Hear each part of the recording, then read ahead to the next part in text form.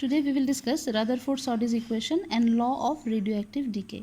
Suppose in a nuclear sample we have 100 uranium nucleus. Just an example. So this uranium, being a radioactive element, it is getting converted to some other form by releasing alpha beta particles. Suppose after time t, 40 is the remaining number of nucleus in the sample, because rest 60 it has converted to some other form. Okay. Now this n naught means what? In this example, this n naught is 100, means initial number of nucleus present. dn dt means what? It is the rate of the reaction, rate of decay. Okay, rate of decay means more the rate of decay, okay, fast will be the conversion process. Less the rate of decay, slow will be the conversion process, right? So according to Rutherford-Soddy's equation, the rate of decay means dn dt is proportional to n, where n is the remaining number of nucleus. So remaining number of nucleus, how much is that? In this example it is 40. Fine.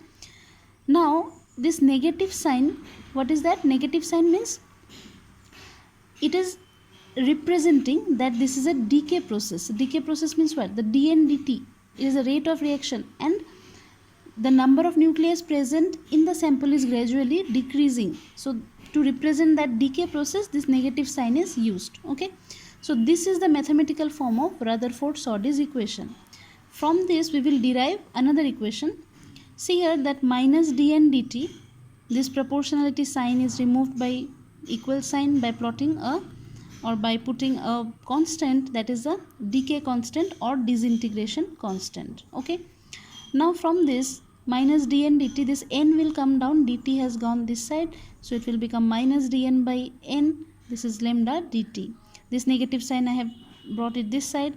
Then we are integrating this equation within limit n naught to n. N naught means initial number of nucleus present in time 0. Time 0 means what? Initially. And upper limit is n, because after time t the number of nucleus present in the sample is n. So integrating both sides, what we will get? This formula we have to follow. Integration dx by x is log base ex. So just like this, dn by n will be log base e n, just like this. Okay.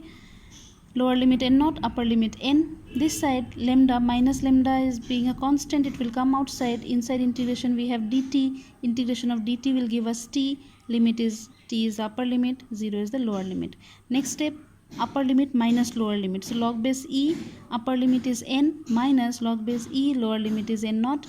This equals to minus lambda, upper limit is t, lower limit is 0. So t minus 0 will give us t.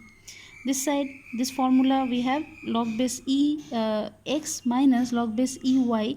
If minus is there, we can write it in the form of division like this, log base e x by y.